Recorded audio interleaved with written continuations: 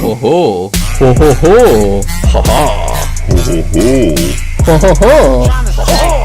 Check this thing out, guys. If you're wondering why I sound so much better, it's because my brother and his girlfriend came through for my birthday and got me a brand new Blue Yeti mic. So shout out to them for this awesome upgrade. Hope you guys enjoy the increased audio quality of my beautiful voice from here on out.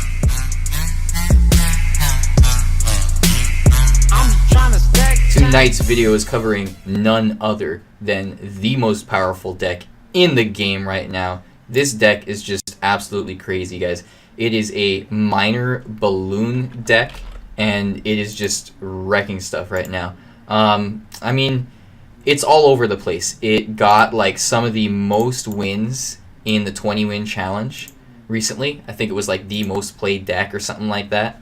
And, you know, it's just been doing work. I've been having a lot of fun with it. It's been very popular in a lot of different game modes. It was covered on CWA. I think it was just yesterday's video at the time of this recording, although by the time I get this video uploaded, it'll be a little bit later, excuse me.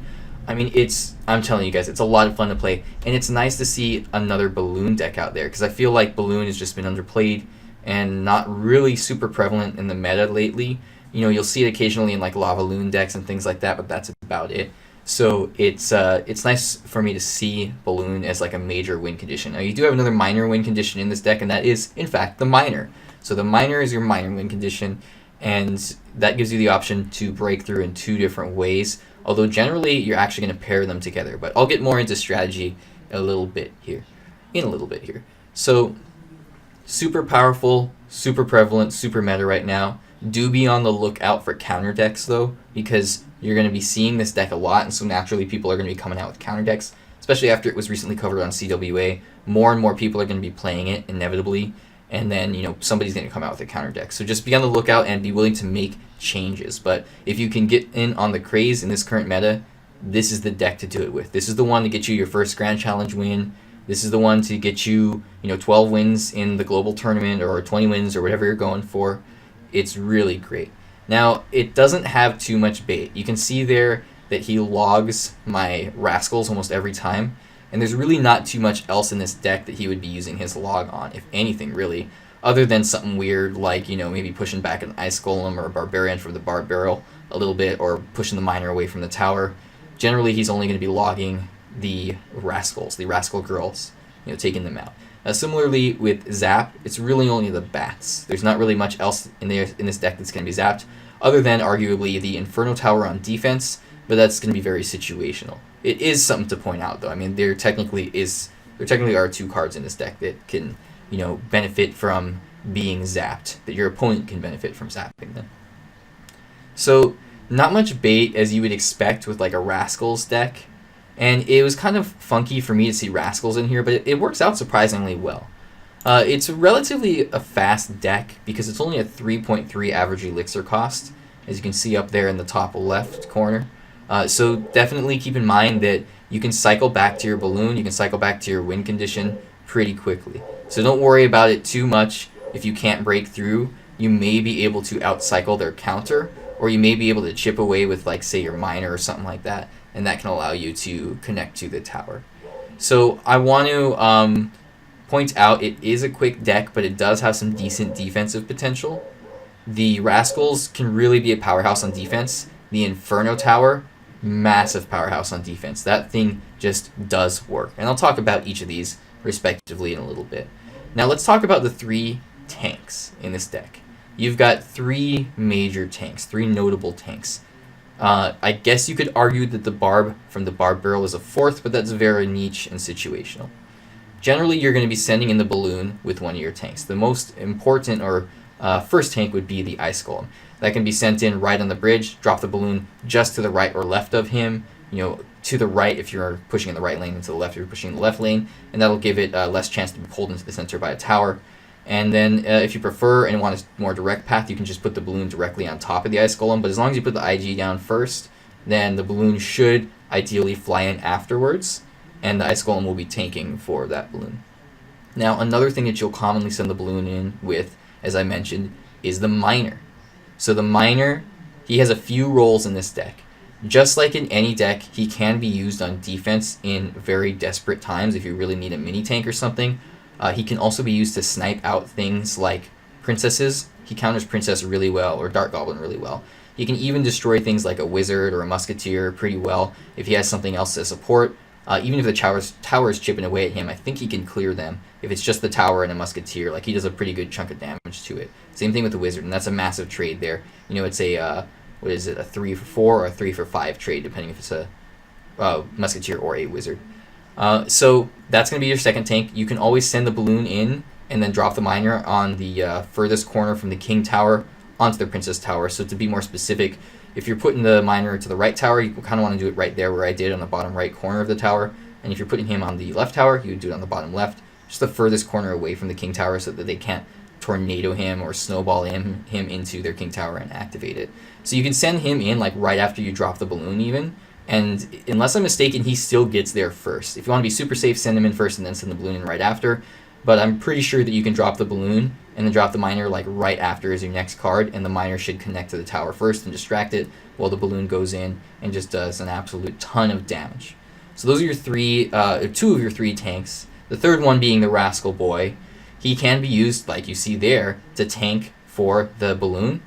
And I really wanted to share this replay with you guys because you can see I couldn't really connect to his towers too well, but I managed to kind of, I wouldn't really say outcycle, but just kind of switch it up a little bit and use that snowball offensively there to like slow down the Tesla, do something a little bit kind of thinking outside the box, change up my strategy, and I was able to pull a win there with only like 7 seconds remaining in what was like, you know, a 5-minute 43-second match or something like that. Now, this next one that I want to share with you guys is another really good replay. I'm trying to put the better ones first because I know more people watch towards the beginning of the video. So hopefully you enjoyed this one. Just be on the lookout here. He could have rocketed my tower towards the very end to finish it off, but he ends up not using it on the tower. He continually uses it on defense. And I just want to point that out, guys. I always send the balloon in with the ice golem, which makes it worth 7 elixir, and he'll almost always rocket it, which is a positive trade for him. So I really should have switched up my strategy sooner, but it ends up working out in the long run. Alright, so let's get back to the strategies here. So we talked about the 3 tanks, which are the miner, the ice golem, and the Rascal Boy, and those can all be sent in with the balloon. You can send the balloon in with itself only. I guess you'd call it like a naked balloon. It's sent in without any tank. It's not super ideal, but it can be done, especially if you know that they don't have any direct counter in hand, or they don't have enough elixir, or they just don't have a counter in their deck, or whatever the situation is. I mean, it's always going to be very situational. I'll tell you things like always send the balloon in with a miner and an ice golem, or a miner or an ice golem. But again, everything is situational. If you really see an opportune time and you know that it's going to be a great time to put the balloon down just by itself, by all means, take advantage of that, all right? So generally, as I mentioned, you're going to be sending the balloon in with the miner or the ice golem. The Rascal Boy is going to be used more as a defensive unit that can then go on to offense. I rely on the cheaper mini tanks a little bit more than sending, using the Rascal Boys and the balloon, because that's a full 5 for each, so that becomes 10 elixir rather than just being, 7 or 8, depending on if you're using the ice golem or the miner, respectively. Now, one thing that I want to point out about the balloon, it's not going to be able to connect in certain decks, and you saw that in that Expo deck. I mean, I did eventually connect because I kind of caught him off guard in the last second and switched up my strategy, but for the longest time, I just could not break through to that tower. And you'll see that in some of these replays. If they've got a really good defensive deck, or they've got a direct counter to your balloon, you can't break through. So if that is the case, then you're going to kind of change this into more of a chip damage deck. There's 2 major ways that you can chip away at your opponent's tower with this deck. I guess you could say that you could chip away at it with the Snowball being a 3rd, but that's such a minuscule amount of damage. It's not negligible. It's good to send in like with the miner, because then you get value with it to destroy whatever is going to be used to counter him. And it does get a little bit of damage off onto the tower itself, kind of like a zap, right? But it's such a small amount that you can't really rely on it too much. However, if it's got like 50 health left on the tower or something like that, I think the Snowball finished off. And just a quick tip if you're not familiar with this, if you tap and hold, or if you're playing on the computer, click and hold a card in your hand, it'll show you a quick rundown of its stats. So you can see exactly how much damage a spell will do to units and to a tower, and like how much damage a unit will do and how much health it has, and so on and so forth. So if you're like, wait, Does the balloon do enough damage to finish off that 90 HP tower? Tap and hold it. You might see, oh no, it doesn't. But it does do enough to finish off like the 50 HP tower. You can see at the end here, this is what I was talking about. All he had to do was really rocket my tower, but he went for the defensive rocket instead because that's what he'd been doing all game. And I just went in, I'm like, okay, let's go in for a Hail Mary. Maybe I can pull off this, last second connect here.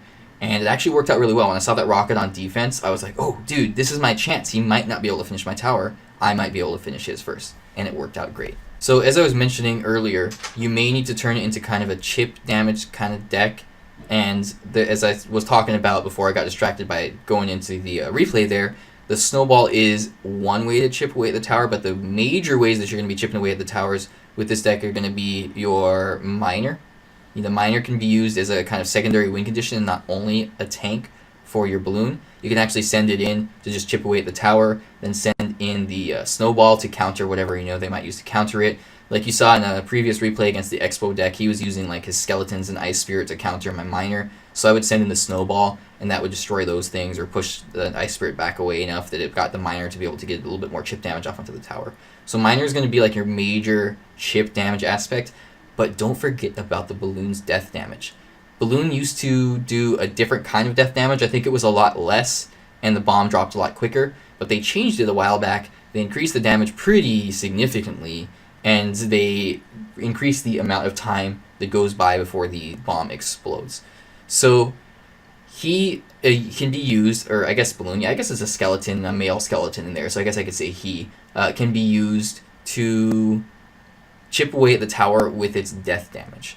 So if you can't fully connect to the Princess Tower with your Balloon at all, they're just continually using their Tesla tornado combo, and there's just absolutely no way you can connect. If you can just get it close enough, you can get chip damage from the death damage, just like that there. I mean, that's a pretty significant amount. That was like almost 250 damage, if I'm not mistaken. You guys can check the exact stats for me, but at tournament standard level, that's a really good chunk of damage. So that, with the Miner and the Snowball, all of those three things together can be used pretty well to chip away at their tower.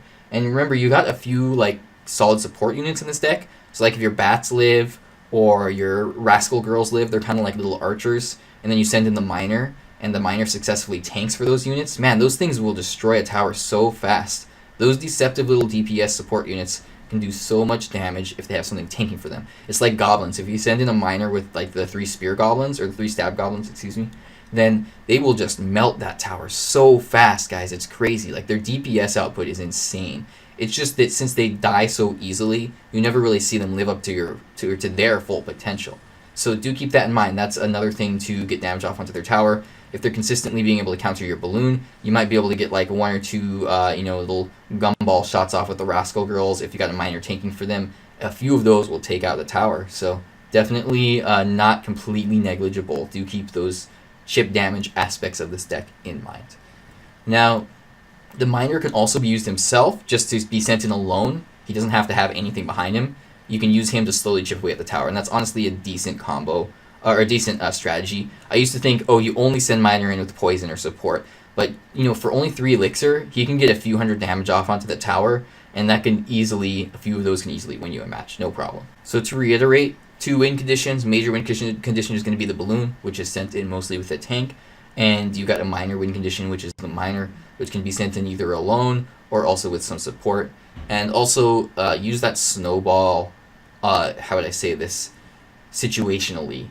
You can use it on offense to be sent in with the Miner, but if they're not going to invest anything to counter him, there's really no need to spend that extra 2 elixir and use your light spell, one of your 2 light spells, on the tower for that minimal amount of chip damage. Now it does have the slow effect, so it will allow the Miner to get 1 or 2 more swings off, but again, you don't want to necessarily invest that extra elixir if it's not really necessary.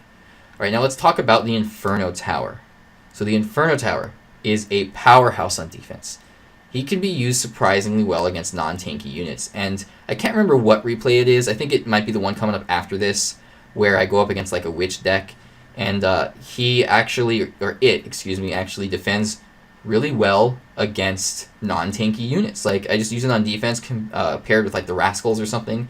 All of that together is able to shut down, a big witch push with a giant, because the Inferno Tower can be really tanky and live long enough to with some support, break through those initial skeletons, lock onto the tank, and then still live to defend briefly against the opposite lane. Like, it's such a beefy and long living defensive structure. Unless I'm mistaken, unless they change it, it has the most HP of buildings in the game, or at least of like defensive structures. I think Barb Hut might have more. Again, correct me if I'm wrong, or Expo or something like that. But as far as like defensive structures go, Tesla, Can, and all that, it definitely has the most, and it lives the longest. So it really secures both lanes for a good chunk of time. It's big and it can attack into both lanes as far as range goes. Not at the same time, obviously, but like it has range to cover both lanes at once. So definitely a great powerhouse on defense. So this deck, I've been selling it kind of like a balloon cycle deck, but honestly, it has some really strong defensive potential and can be played like a control deck. And pretty much any time that you have the Inferno Tower in a deck, it turns it into a bit of a control deck with a lot of defensive potential. And you got the Rascals in there too, and the Bats, and all of these can be great defensive cards. And then you send in the Balloon or the Miner or both into a counter push like I did there. You've successfully defended, they've invested their elixir, and then you go in for a counter push with the Balloon, then you can connect to the tower and decimate it. It's no problem at all. So definitely very paramount in this deck.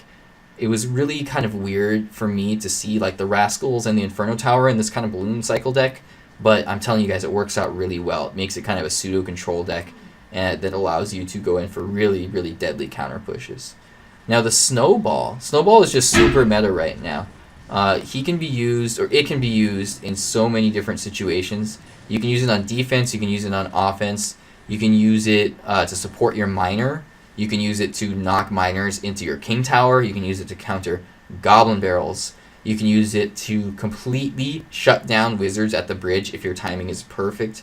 It's just so versatile. Such an amazing card. Really meta right now.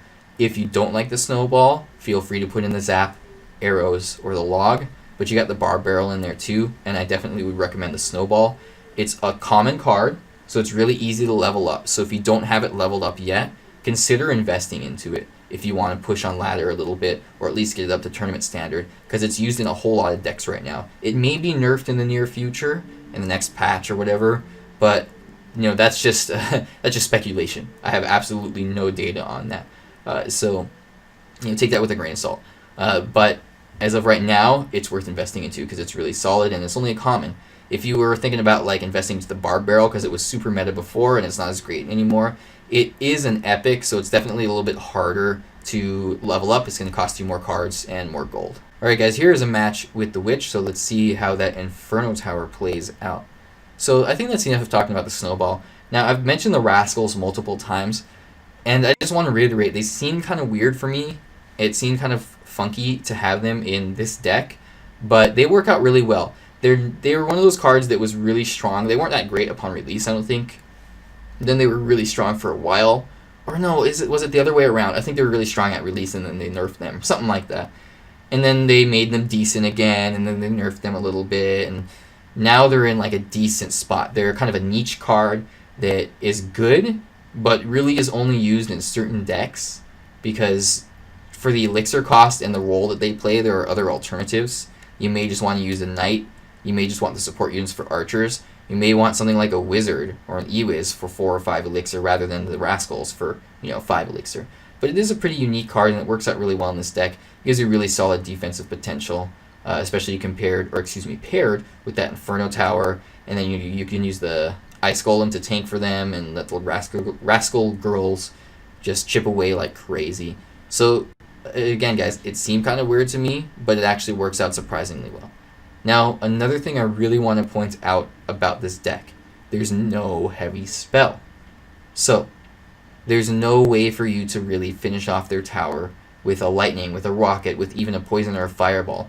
You can chip away at it with Snowball, you can chip away at it with the other methods that I mentioned earlier, like the Balloon's death damage and the Miner, but you don't have anything to really finish off that tower super reliably. Even the Miner, when you use the Miner, they put something down like a skeleton army to counter it right away, or a goblin gang, or even just like a knight, and they place it properly, then the miner won't get any damage off onto the tower because it's always going to prioritize units first over the building, so it's not super reliable. so you don't really have any super reliable way to finish off their tower. So do be careful of that. Just be keeping that in mind. But you do have all those chip damage options. And again, it's one of those decks that relies less on finishing off their tower with a spell, and more on just like getting there's one or two big connections there. Let's see this Inferno Tower defense here. Even though it's against a bunch of swarm units, paired with the Barbarian Barrel and the Rascals and everything else, it does a great job. And then there you can see that I use the Miner on defense and actually use it to snipe out that Dark Goblin, take it out of the equation, so it works out really well. Alright, so that's pretty much it about the spells. Let's talk about opening moves, and then I'll see if I can come up with a few card replacements for you guys, especially like some of the more difficult cards to level up. So for opening moves, you'll generally see me cycle bats in the back if that's an option, just to get something out into the battlefield and preemptively defend against whatever my opponent may push with or may open with. Other options, you could cycle the Ice Golem in the back. Since you have other tanks in this deck, it's not like he's the only one, so it's not one of those decks where it's super risky or relatively risky to use him as an opener, because you need to use him on defense, or you need to use him to send in with your balloon or whatever, because you got the Miner, you got the Rascal Boy, so you could open with the Ice Golem in the back, but if you prefer to save him for defense, then maybe take that out of the equation. Another thing, I don't usually do this, but some people like opening with the Barbarian Barrel. They'll just use it at the bridge, and the Barbarian will actually get one swing off onto the tower, unless it's answered, of course. Either way, if they answer it, then that forces them to invest the elixir into answering that only 2 elixir cost Barbarian. If they don't answer it, then, the Barbarian's going to get that swing off and get a little bit of chip damage. Another option would be just to cycle the Rascals in the back, or even at the bridge. This is a little bit of a weird one. I don't know how I feel about that, opening with the balloon. And then I miss with the Snowball. Fail! But anyway, I wanted to share this particular replay because I remember it works out pretty well. Oh, there's actually a really solid clutch defense there, so I kind of made up for it with that Miner defense. But anyway, guys, talking about opening moves and then giving you a terrible example. Don't open with the balloon. Don't be a noob like me and open with the balloon. I mean, if you want to have a little fun, that's probably what I was thinking. That's just like, yeah, go for it! But, I mean, if you're playing it safe and you really want to win, it's not really an ideal opener for a number of reasons. First of all, they might have a counter in hand to directly counter it, like bats, which would be a very positive elixir trade for them and a bad way for you to start off the match. Secondly, they know what your win condition is after that. You've used the balloon already. They know they're ready for it. They're going to be able to counter it rather than hang on to it and sending it in at an opportune time after you've used defense. I mean, there's just a lot of reasons not to do it. It's heavy, elixir cost 2, it's offensive only, just a lot of reasons not to do that. But again, if you're just trying to have fun, kind of troll and mess around, you can go ahead and open with the balloon. As I was mentioning, you could cycle Rascals in the back as well. They can be split. It's kind of like splitting archers, and one of them will have a nice little mini tank in front of them. So definitely an option. Now let's go over some card replacements. Let's start at the top left of the deck list there, as you can see on the top left of my screen or your screen, and we'll work our way towards the bottom right. So for bats, easily replaceable with another cycle card. Honestly, you could just use like skeletons. If you like spear goblins or goblins, go right ahead. Probably something that attacks air because you're relatively limited on air defense. Not too limited, but a little bit. For the Snowball, I mentioned this already, but you can use the Log. You could use Zap. You can't replace it with Barbarrel because you've already got that in this deck. If you wanted to go a little bit heavier, you could go Arrows or Fireball. But Snowball is super meta right now. It only costs 2. It is easy to level up because it's a common. So definitely a viable option, and I would highly recommend it. For the Rascals, you could put in another support card, like a Musketeer or Archers, or another mini tank, like the Knight or something like that.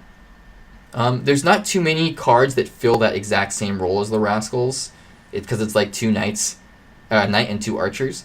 I mean, arguably you could do something like a Goblin Gang maybe, but other than that, it's a pretty flexible spot, I feel like. For the Ice Golem, you could always go for another mini tank like a Knight. If you want to go a little bit heavier, you could go for a Valkyrie, and honestly that would be a pretty viable replacement for the Rascals as well. If you wanted to do like the Royal Ghost, he's not in the best spot, but he's pretty viable as well. There's a lot of options for that mini tank role. If it's a different meta and Dark Prince is really strong, then use Dark Prince, but he's kind of in a weak spot right now. For Inferno Tower, you could go for another defensive structure, or of course you could always go for an Inferno Dragon, and that gives you similar tank countering effect, and then it gives you that also offensive counter push potential, because then Inferno Tower, or an Inferno Dragon, excuse me, locked onto a Princess Tower, melts that thing so fast if it doesn't get interrupted or countered quickly. So definitely an option. Otherwise, just go for like a Tesla, a Cannon, or honestly even a Tornado would work out well in this deck. but that would put a 3rd spell into this deck, so just something to keep in mind. 3 spells isn't necessarily bad, but it's depends on your play style, and you may occasionally end up with awkward hands. Now, for the Barbarian Barrel, again, just another light spell. Zap, Log. I mean, Log is a really solid replacement for Barb Barrel. It doesn't give you that Barbarian effect, though, but it gives you that, countering swarms like crazy effect. It chips away at the tower as well, and it's got longer range, so you can snipe out princesses and things a lot quicker, so on and so forth. If you're going to replace the balloon, just go for another win condition. It's going to completely change the deck, but honestly, most balloon decks, you can replace the balloon with another similar win condition, or another, just really like an offensive tower attacking unit or card, like a Hog Rider, or a Battle Ram, or a Ram Rider, or if you wanted to go heavy, you could go Giant, but that would really change the deck. If you wanted to have some fun, you could go Skeleton Barrel, but it's not super great right now, and it's not super reliable. And guys, for the Miner, you kind of need the Miner in there. If you don't have him, I'll give you some replacements. It's just going to be another mini tank, but if you do have him, I definitely recommend him. And if you're playing this at tournament standard level, then it doesn't matter what level he's at, because he'll already be, maxed out at level 9 or whatever. So to replace him, again, another mini tank like the Knight, the Valkyrie. If you replace the Ice Golem with something else, you could slap the Ice Golem back in there, but I mean, if you replaced him already, you probably don't want him in there. So maybe like a Knight or Valkyrie, even a Royal Ghost or a Dark Prince if you want to have a little bit of fun. Alright guys, that is it for tonight's video. Leave me some feedback in the comment section below if you notice a big increase in sound quality or anything, and how you like that. Make sure to leave the video a thumbs up if you enjoyed it, because that helps out more than you know. And if you're new to the channel, consider subscribing by hitting that burger down there, or hitting that subscribe button on the channel, whatever floats your boat. Thanks so much for watching, guys, and have a good night.